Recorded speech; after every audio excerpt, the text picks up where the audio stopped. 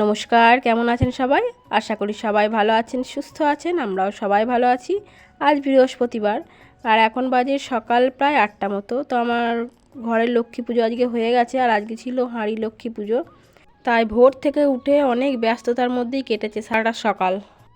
আর এই যে আমাদের হাঁড়ি লক্ষ্মী পুজো হয়ে গেছে, শুধু ভোগটা দেওয়া হবে। ভোগটা কাকিমা করছে, তাই ভোগটা আমি আর করিনি। আমি সব পুজোর জোগাড় টোগাড় করে দিয়েছিলাম, ফল টল কুচিয়ে সমস্ত কিছু রেডি হয়ে গেছিলো। আর পুজো করে দিয়ে সে চলে গেছে আর আমি এবার ঘরের দিকে চলে এসেছি।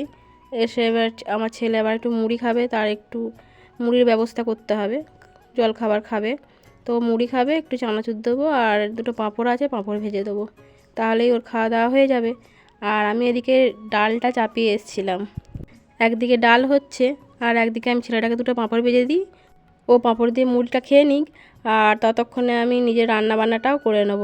আর রান্না আজকে করবো ঝিঙে দিয়ে আলু দিয়ে পোস্ত, মুগের ডাল আর একটু উচ্ছে দিয়ে আলু দিয়ে ভাজা করব, গরম গরম পাঁপড় ভেজে দেবো। আর এদিকে আমি ভাতটা চাপিয়ে দিয়েছি, দিয়ে এবার কুটনো কাটবো বলে আলুগুলো বাছতে এসেছি। এই যে চালের মধ্যেই আলু আছে, তো কয়েকটা আলু আমি নিয়ে নেবো, নিয়ে পোস্তর আলু আর উচ্ছের আলু কুটে নেবো।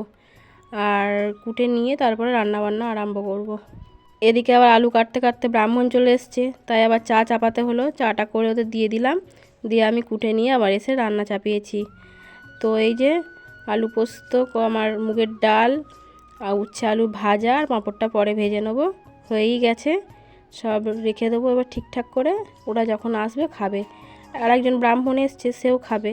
আর আজকে লক্ষ্মী পুজো, তাই নিরামিষ, সব নিরামিষই খাবে। আর এদিকে আমি পাঁপড়ের তেল বসিয়ে দিয়ে চলে গেছিলাম ঘরে, আমার ছেলে কী সব বানাচ্ছে সেগুলো দেখতে। তো দেখতে গিয়ে তেল পুড়ে গেছে। তো যাই হোক, পাঁপড়গুলো ভেজে নেবো।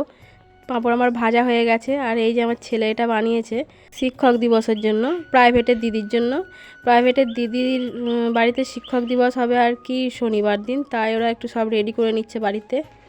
তো এই যে আমি আবার বিকেলবেলা চলে এসেছি। আর প্রচণ্ড শরীর খারাপের জন্য আমি বাসন টাসন মাজতে পারছি না, তাই ওই দিদি এসেই মেজে দিচ্ছে।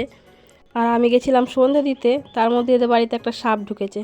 এই যে সাপটা, এটা মনে হয় খয়ে গোগরো বা গোগরো জাতীয়, যাই হোক ইঁটের ফাঁকের মধ্যে ঢুকেছিল ঘরের। তো সবাই ভালো থাকবেন, সুস্থ থাকবেন।